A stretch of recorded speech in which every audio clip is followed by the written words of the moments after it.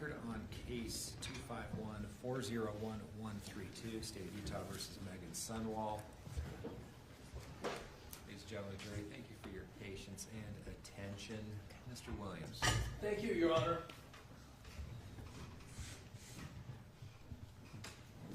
I started this trial talking about principles. The bedrock principles of our country, the bedrock principles of this trial, the bedrock principles of what this trial means versus what one might think, what one might look like, what stringing together cherry-picked text out of tens of thousands could be told in the way of a story by a really skilled lawyer using words. A reality TV show, of course, it's not Nancy Drew. This is, can it be proven here under the rules of this courtroom? And what that means under beyond a reasonable doubt is any real possibility that's in the definition that Meggan Sundwall is not guilty. And it's proof. Our system requires proof. Not just a good stringing together of suspicious looking things. Suspicious looking words. You heard Detective Farney acknowledge that while we have these jury-picked texts from all these years, this was constant. This was not Meggan pushing buttons. This was quite the contrary. The notion of control is very interesting that Ms. Hunt brought up. I submit to you what you saw and what this dynamic and what you understood from Dr. Hancock is a control stream that goes the other way. The maladaptive behaviors of Casey Terry are quintessentially designed to control the other parties. And we'll get to some of that in a minute. I'm not going to lecture. You took an oath. It is absolutely, I am certain, that you held it throughout the trial, that you paid obvious and close attention. You thought critically while this information came to you. I'd rather have a conversation. What I say isn't evidence. The judge has told you that. What Ms. Hunt says isn't evidence in and of itself. The conversation that I would like to have is the principle of proving something, not just showing what it looks like. Meggan certainly made herself look guilty.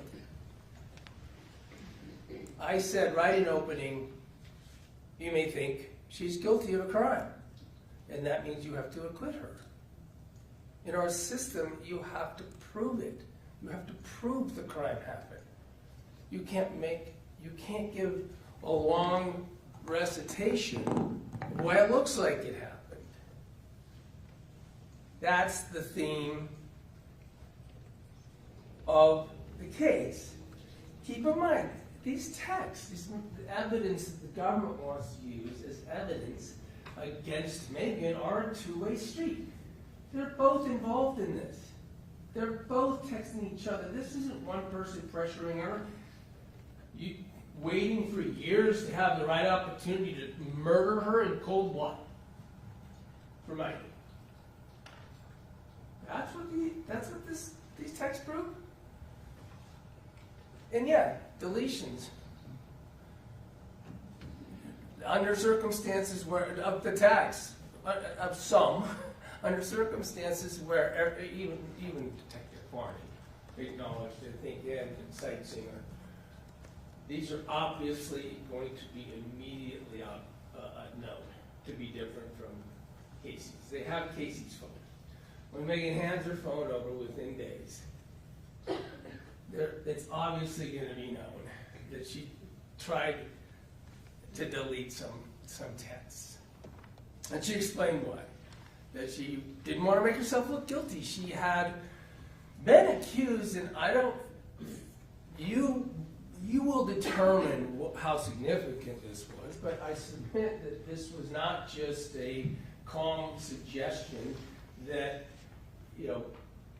I'm going to accuse you or you did something wrong. She was screamed out of the house, told her life, her nurse's license, and her life would be ruined because she was a murderer.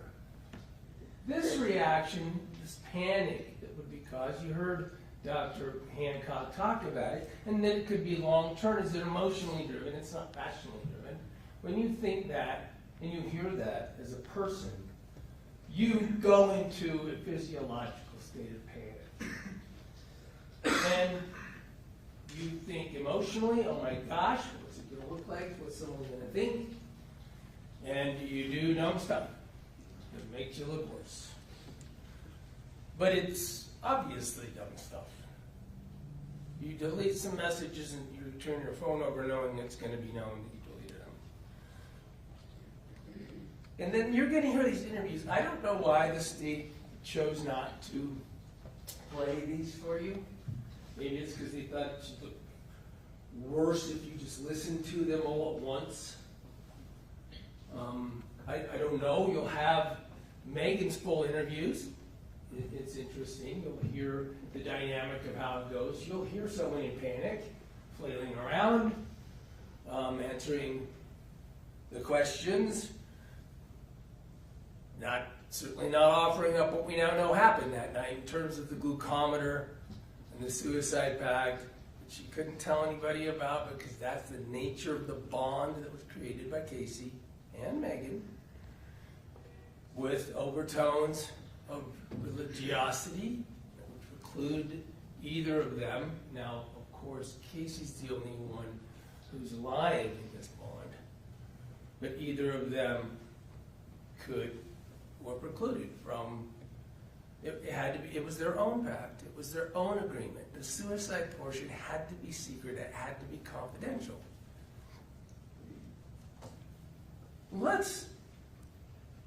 But I won't dwell on that. You heard from Dr. Hancock, and I suppose it may be true that we could all listen to him all day, and I think our lives would probably go better if we did.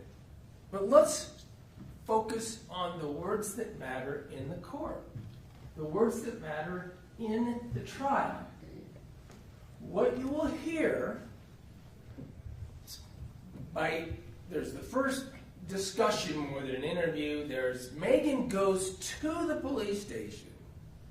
She's so upset still and believing in this bond, in this circumstance, that she's upset that she doesn't have what Casey told her she'd get. Letters to her, personal items. She's still in the mindset that she is due these things from Casey. She goes to the police station and asks the questions. And she talks about, look, I'm really freaked out about these accusations. My nursing license matters. And what's going on? I'm due some of these things, and they're accusing me and kicking me out of the house. She can't stick around. She's kicked out of the house. You heard about it. I'm going to call the police. You're trespassed. And by the way, they have her number. The police have her number immediately that night. You haven't heard that they bothered to go talk to her. They bothered to just even talk to her for days. But she says, but it didn't help her. I didn't do anything. This trial is entirely about proof that Meggan Sundwall did something. It has to be proven that she did something. And then she spoke in volumes. In our criminal justice system, she told you and everybody, I'm not guilty. And that triggers the process of having to prove not that she looks guilty, not that are really good lawyers with a lot of time can put enough text together to make her look guilty, and the police knew it. 2 weeks from this event, the final interview that you will hear with Meggan Sundwall occurs. Detective Farney and, of course, Special Agent Hales, who's there for every meaningful part of this case, working for the prosecutor's office. I'm going to go through with this statement. This is the final meeting where the police describe what is required in our system. The police tell her, doesn't look good. What does it say? Here's what you'll hear. Hales, we have a suicide or a homicide, one or the other. Here's the deal. There's evidence at the crime lab that we're waiting for processing, and obviously we're waiting for toxicology. I don't know what happened, but I can tell you, Meggan, that from the text messages and deletions of the text messages and the specific way they're deleted, it doesn't look good. The implications of that, and the Detective Farney chimes in, it just doesn't look good. I mean, if you can look at the optics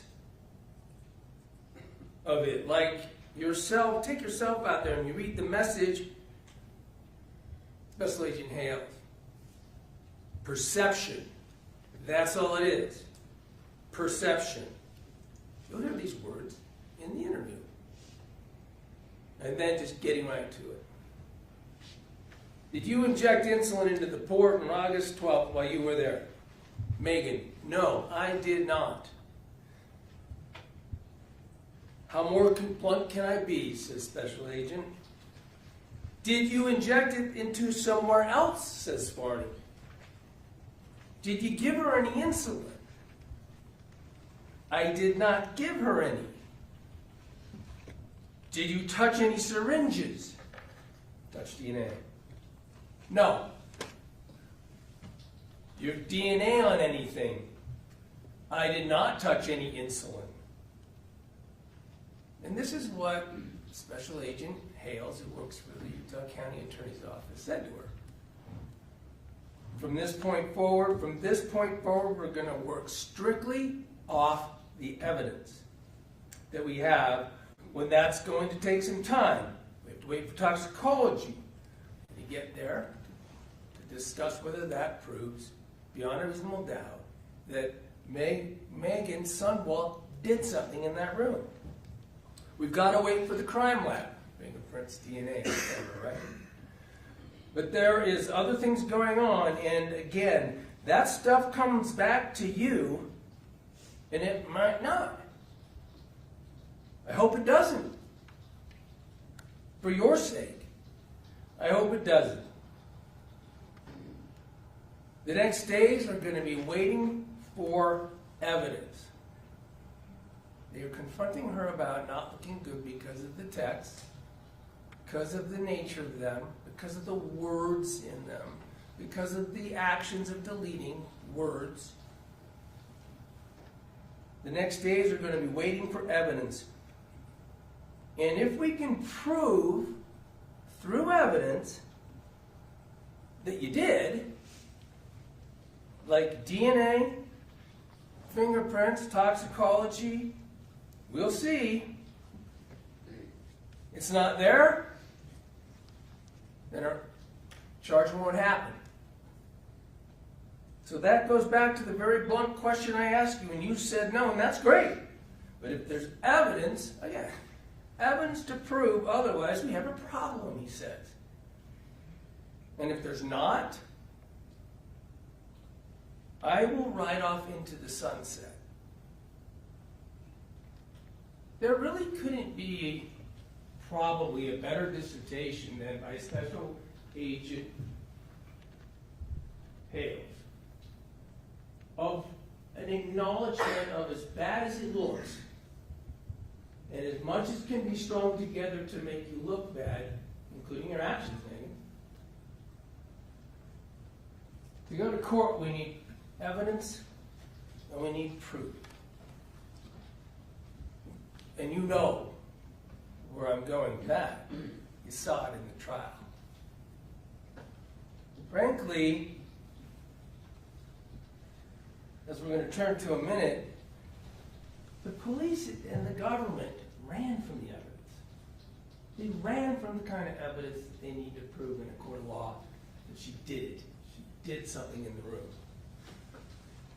You have to understand, of course, this relationship, even to understand the words. The government's case is based on words, a pile of texts, and this notion of control, I submit to you, think about, you saw the trial and you see the evidence. Who's in control? And we'll talk about the 12. The evidence is Casey controlling a relationship, controlling what goes into the conversation, hiding it from others, splitting. You heard about that because, for instance, Meggan has to feel that Casey is miserable, feel that she's dying, just exhaustively get Meggan to feel that. The control is on, according to Dr. Hancock, the control comes from Casey. Is it a relationship between the two? Yeah, there's back and forth, of course. Because as Dr. Hancock described, it works. And people who are like Casey get good at it. This is a psychological truth studied. The information from Dr. Hancock is evidence. It helps us understand what seems counterintuitive. Meggan's role is to agree. Meggan's role is to respond, and I'll be there. I'll help you. I'll be there just to be with you. I'll come over. There's plenty of times you heard about that sometimes Casey's even saying she tried it herself. And it didn't work. That's designed to make Meggan come over. It's not in control of Meggan trying to find a time to come to Casey's to cold-bloodedly murder her for money that after a 5+ long years of this. The control, according to Dr. Hancock, is effective.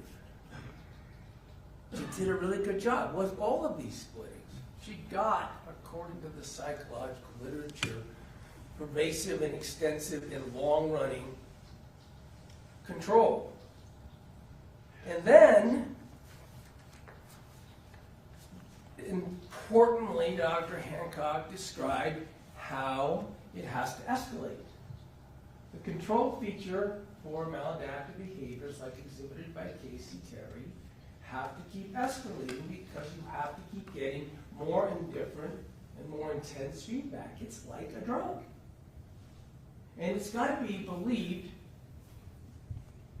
And it's not Meggan's role in this relationship to question, regardless of vitals, regardless of dumb doctor statements, regardless of things that clearly don't seem true. Her bond, her promise under this relationship and role is to unquestioningly respond and stay in it. That is what Dr. Hancock let us know about the direction of control. And the features that are used in this relationship are both ways, right? She gains Meggan as that kind of provider of the need that maladaptive behavior is about. She keeps it private. She maintains it in a way that Meggan shouldn't share any of this. The religiosity component from the very, very start is probably the most important, right? Because what we're doing is wrong. We can't share this. Don't tell anybody. Of course, because if you talked about suicide with any of Meggan's or Casey's other friends or family, they'd intervene. And it would crush the relationship. That'd be it. She wouldn't have this attachment. And it's singular. It's singular. She doesn't do this with other people. This is its own host, its own source of, and let's face it, Dr. Hancock was very honest. There's something deep and painful going on in Casey. This is the behavior, especially at this level, and that's sad. That is sad. It makes it more real, not less real. And it requires her to have more control, not less control. And the role of Meggan is not to question, or that will be broken, that promise, that relationship. And you have to understand I submit to you with election. You have to understand. What about the insurance policy discussions and the things you've seen and heard about? That should, I submit, be considered in light of the same thing. It's still part of it. It's all a lie. It's fake. And maybe Meggan would think it's true over all these years, where she doesn't kill her in the cold blood like the state's theory is. And sure would be nice. Remember what Casey tells Meggan about the insurance policy? She keeps wrapping it in, you deserve it. You're all I have. You're the only one who believes me. My family hates me. I don't have this. I don't get this from you. You're the one who says, I'll be with you. I'll be your confederate. I will be with you in your desire to end your life by suicide, even though it's wrong, because you let me know I'm the only one for you. And even the insurance policy is described by Casey in that way.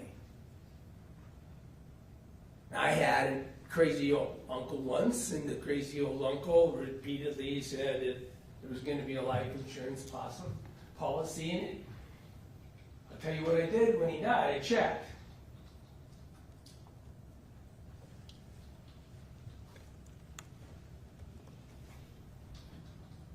You didn't, by the way. So I went to law school. But let's now talk about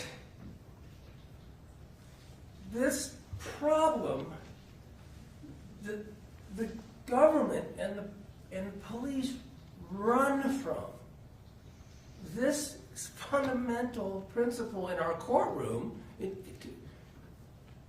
to your deliberations, they literally run from it or somehow spin it back into a story of words. They don't care about the evidence. This arrest was made before all these things that I just read to you and you're going to hear from Special Agent Hale. All those things I just read to you are said 2 weeks after this event, and they don't. The arrest of Meggan Sundwall 8 months after the events in question. They haven't even gotten all those results back. They don't care. Contemplate a trial in a court of law, not Perry Mason. Contemplate what is being requested of you by the government, by the system, and by the court. A murder where the medical examiner says it's undetermined. They literally have to prove their case around that conclusion. They hold up a pointer. Aha, have you seen all these tests? They know full well if they give him over 200 pages of a report that is all about words, he's not going to change his mind. His job is objective. His job is about proof used in a courtroom. He has everything else. He has it as he sits here today. Forget when he issued his report in January of 25. He said to you from the witness stand, Dr. Murray, the medical examiner, manner of death is undetermined. You were to ignore that, I guess, according to the state. The state medical examiner. who's seen the proof, the toxicology, he's done the work, he communicated with the police. He looked at the evidence. That's, of course, because he can't find evidence to prove Meggan did something. Because Casey could have done it. So they want you to convict Meggan despite the evidence. The DNA evidence that comes back after she's arrested has Casey's is the only relevant DNA, and it's on the syringe. I'm not sure really maybe what ultimately the government's going to argue to you on this Santa box evidence. But that, it's only Casey's. Now you're going to argue, well, but since we don't have this evidence, you should go with the flow of the words. That's not the way the system works. That's not the way the principles work. If you don't have DNA after quit, if you do have someone else's, that should be interesting. If you bungle the heck out of the evidence in the investigation, that's not fair. If it leads to not being able to get DNA evidence, fingerprints, same thing. It's not that we're going to prove this to you beyond a reasonable doubt without all the things that Hale said, because we couldn't find them. Because we couldn't find them, reasonable doubt comes from lack of evidence, lack of proof. Toxicology, even though it was bungled, this is truly interesting. We'll get to it in a second. There are syringes all over this room. 3 of them at least are inside the room, or two of them at least are inside the room. There's this one in the phantom box. And ultimately they find a bunch more in Kyle's room, where Casey was known to be with him and to be around him, to be in and out of the room. They're not sent to Chad Moore even for 8 months. And Chad Moore tells you from the witness screen, all I can say is I didn't find any when I tested them. There's a whole bunch of things that can account for that being true and insulin being in the syringes. When you get to what I want to submit has to be disproven as a reasonable likelihood here as a scenario. But she died by insulin, and there's insulin syringes throughout the room. By the way, they didn't even send him the third syringe that was in there. And the medical charts, I want to turn to those in a minute. These medical charts actually tell the story. Linda, the nurse, who handled everything, knows all about patients who have insulin problems, sees them in the ER, everything else, says everything I know about insulin is, I can't tell you when it was introduced. Masteller, I can't tell you when it was introduced. They saw the same chart. And you heard somewhere they found some doctor to say on a witness stand for the first time in her life something about the chart. But she said unequivocally, I can't tell you the insulin got there after Casey Terry was unconscious. It is uncontroverted. What's the problem with the scene? Remember, Meggan goes back, because this box is important. She's been told things. She's been sent a picture of it by Casey. And the difference is on the left is how the box is when Osborne leaves, and in the middle is what they walk into from the body cam of Forney. The room has been tossed. And in the night of, to the right, in Robinson's hand, is an envelope for Meggan. At least it has her name on it, consistent with the text that we know of, that Casey is claiming there's things for Meggan. We know from that interview they had with Mark, Kay, and Kylee, amazingly, when Forney walks out of the room, that they're going through the text saying, oh, Casey's saying, keep some stuff, don't give her this. Don't give her that. And Meggan's saying, I've been told that there's important things for me. That illustrates, and then in the interview, you'll hear, in the second interview, Farney says, yeah, we found envelopes, but they were empty. Wonder what happened in between. This illustrates as much as anything the problem with not securing the scene. Farney admitted it is known someone went in and went through that room in between police arriving on the 12th and Farney going on the 14th.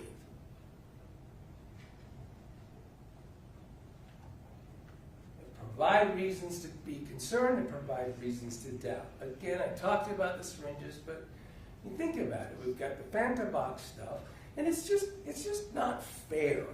And when I say not fair, I mean not fair to Meggan the accused, but I mean it as much not fair to you. It's just not fair to you as a jury for the government to put this decision with these principles in your hand and have the agents of the government just completely bungle the potential that it would exonerate Meggan or not support their theory against Meggan. That's why a good investigation is necessary. It's about fairness. You're going to let the government come in and say, nothing was found, so we win. That's not how it works. It's astonishing. Astonishing. I think it would be astonishing to you, as just all of us as civilians, that you can hear that evidence of a vial, syringe packaging, or vial packaging and everything else is found in a phone call from Mark. You say, toss it in a Ziploc. So, photograph it, toss it in a Ziploc bag. You obliterate the value of that. That's a burden of proof problem, and quite interesting, huh? We've got 3 syringes in the end, one in a Fanta box with Casey's DNA on it. And then these 4, they're sent a year later, more than a year later, to the lab. The third one that Mark found in the room, after it had been kicked around, obviously missed by both the first officers and in a hardcore search that Detective Farney says she did, is never processed for any evidence. Never DNA, never fingerprints, never sent for analysis as to insulin. If you don't do these things, it's convenient. That's why we have the burden of proof. Aptitudes, troubleshooting. So,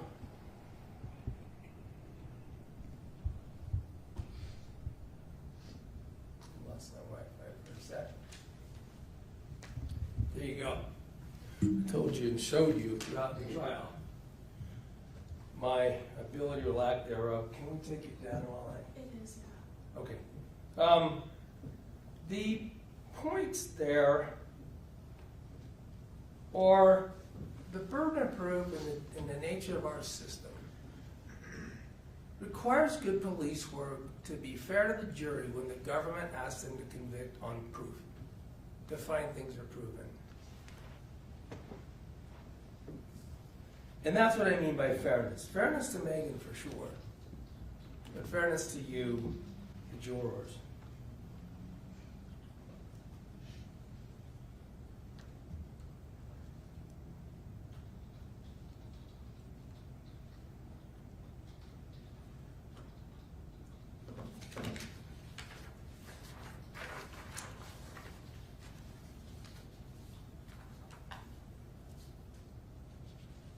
Again, the government had made up their mind.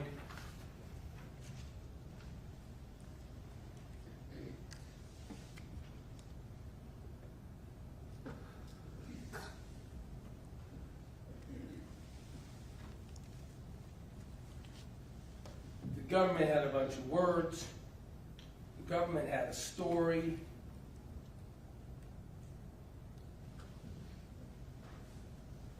Coming from skilled lawyers who've been involved in it from the start. So let's turn to the 12th. Now, with all these kind of chopped up texts and everything, we have an exhibit for you that is just everything. I think it's from the night with the text. This plan, I call it a script. You can read it for yourself. It sounds like a script. Sure, there's some changing of things. She's certainly not Casey putting off and controlling Meggan. I mean, Meggan's not controlling it. Casey's controlling Meggan. Casey said, let's move it one more day. Let's move it here or there. We know why she needed to move it one more day, Forney said, right? She was doing a drug transaction all of a sudden on the 11th. Christian was coming over. They were doing pill stuff. And we know why she moved it back an hour, right? Well, we probably do. On the morning, she says, hold on, remember, I want to shower. So I don't, have to die without a shower. What we know from sightseeing her, who didn't bother to be asked any of this important investigative abilities of phones, is she's moving around. Sure, she's telling Mark, acting happy, acting like everything's fine, so he stays up in his room all day. She is controlling everything. She puts it off an hour. Literally, Meggan, you'll see it from the script, Meggan is saying, well, I'll stay at Target then. The night before, Casey went to the store. Casey bought, among other things, carbohydrates and sugar.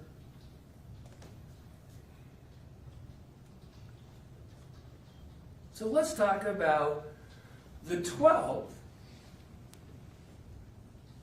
in control while you read that script.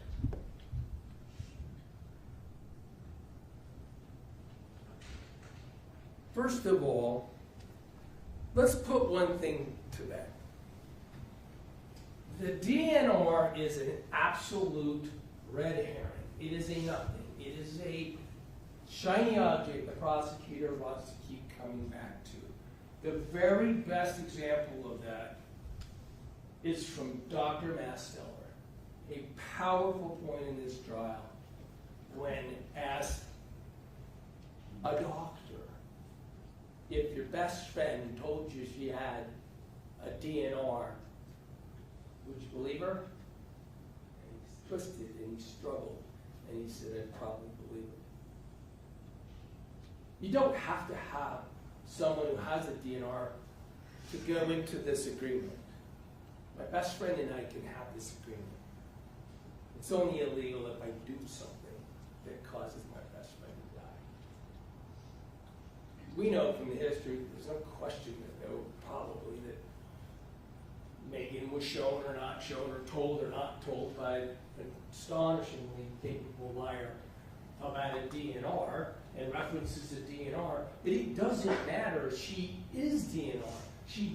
In this relationship, the bond and the agreement is not to save, not to interrupt a suicide. It's the word suicide. It's right to the script.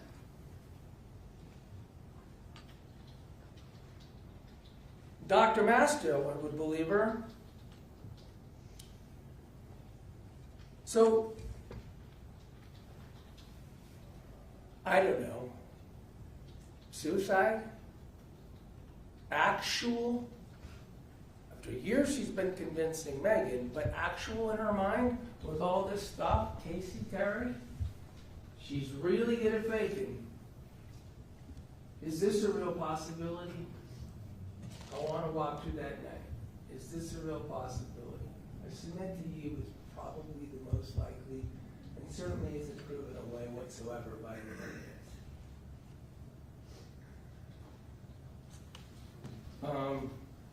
Cases involved in a quasi-suicide.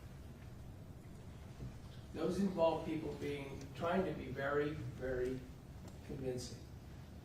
We already know that feature of Casey.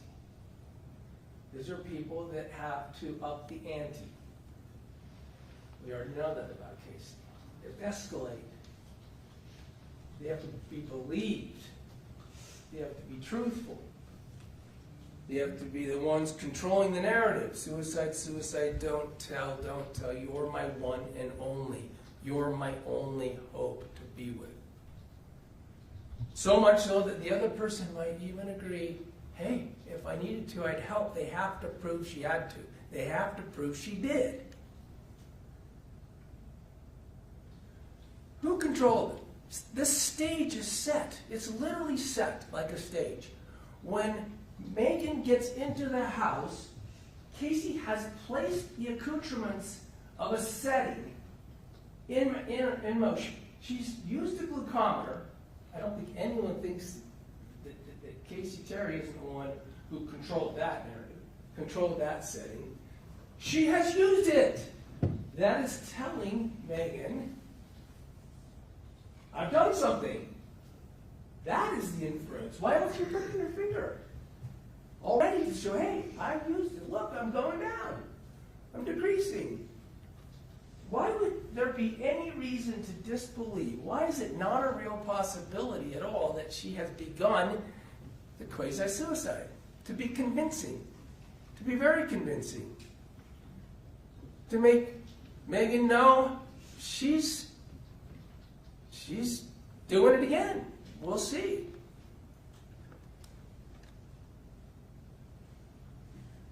The night before, she texts, I'm preloading the syringes.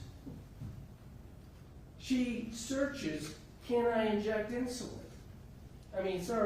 Can I inject saline? Yeah.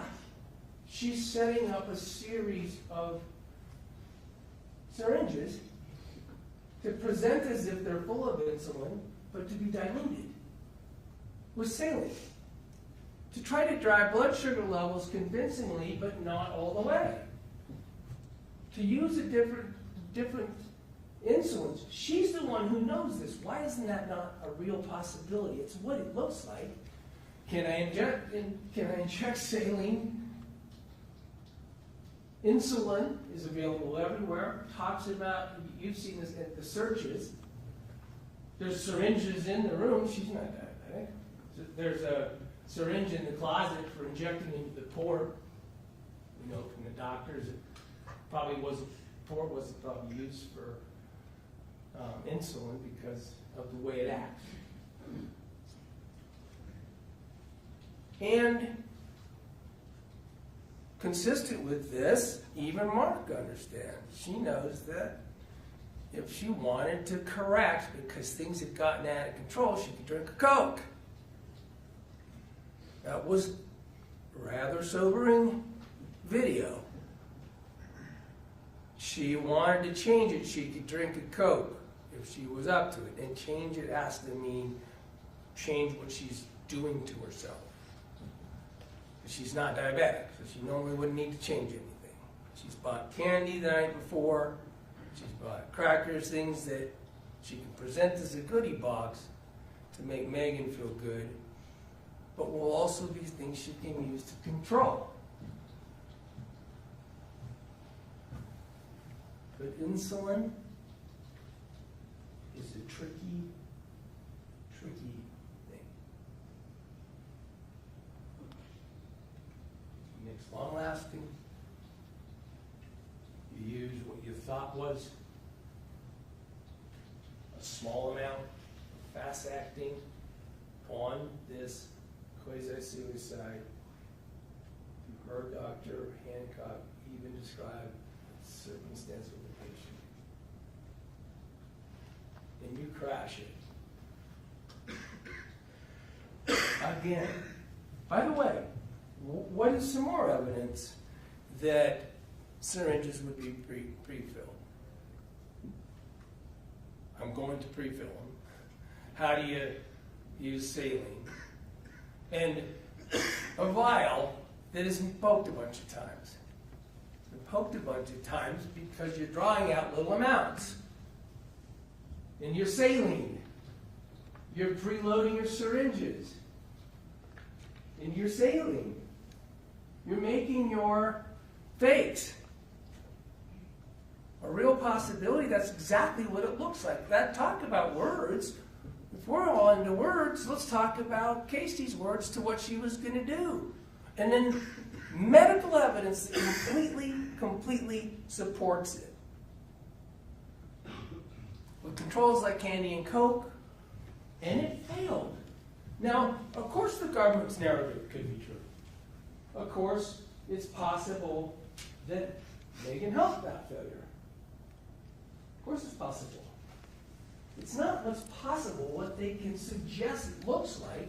You have to acquit if you think it's possible. The real possibility, why isn't it a real possibility? That this is exactly what happened. There's an entire history of quasi-suicide talk.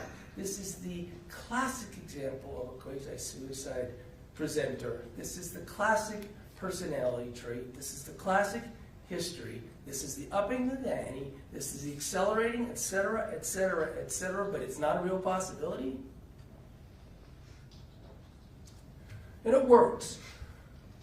And Meggan learns how it works because she's not waking up. Now, why does the cold-blooded murderer have to go over there and start checking out what glucometer reading means? Meggan's searching up the glucometer. What does the reading mean? How low does it go? It's absolutely somebody who is trying to see if this is a trajectory that will be final. Not because she did it, because it's part of the theater that was set up. It makes complete sense. And eventually says, hey, Mom. The cold-blooded murderer says, hey, Mom, come on over. Hey, Dad, come on over. We have years and years of planning on having you be spiritually involved in this. When they do, and the government somehow suggesting she used her parents as tools to prevent assistance.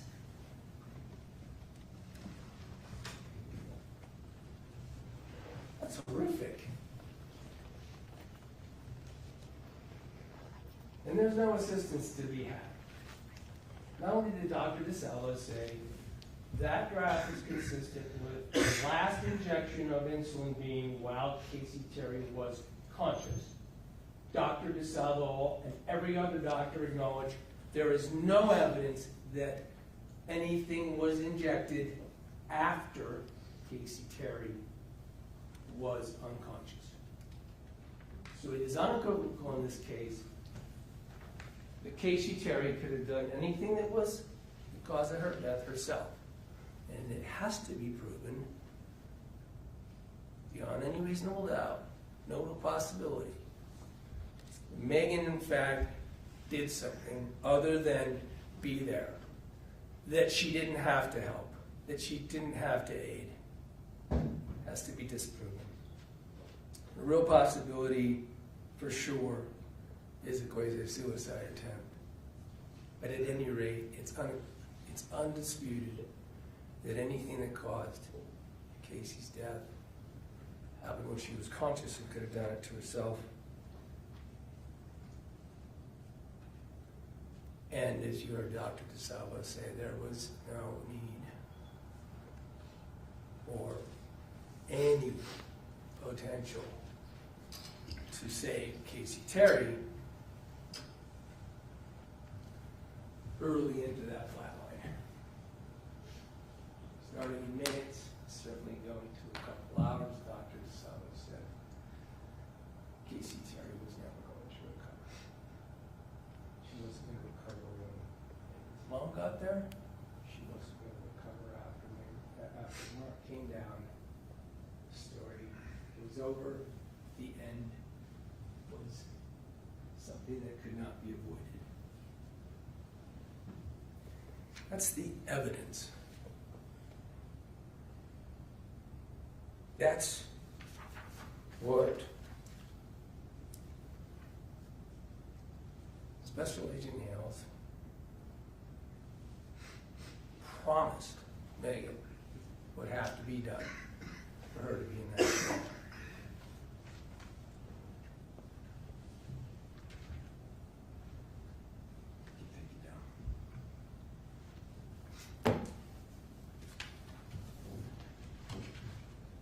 I don't know if that's sound like a lecture that I promised not to give you, but that's conversation. conversation that have with you about principles applied.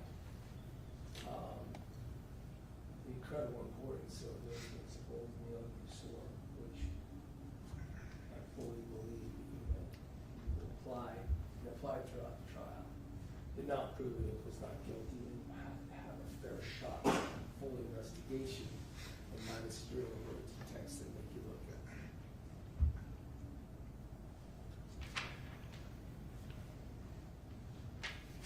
Unbelievably, to me, I shouldn't say unbelievably, it is a feature of our court system that the prosecutor, these principles are so important and so weighty that the prosecutor gets to go first and last. They get to come up again and talk to you, and I, of course, don't. I get this chance. I'm asking you in fairness, total fairness to your job, to at least think while the prosecutor speaks to you again, and I don't know what she's going to say, what I would say in response.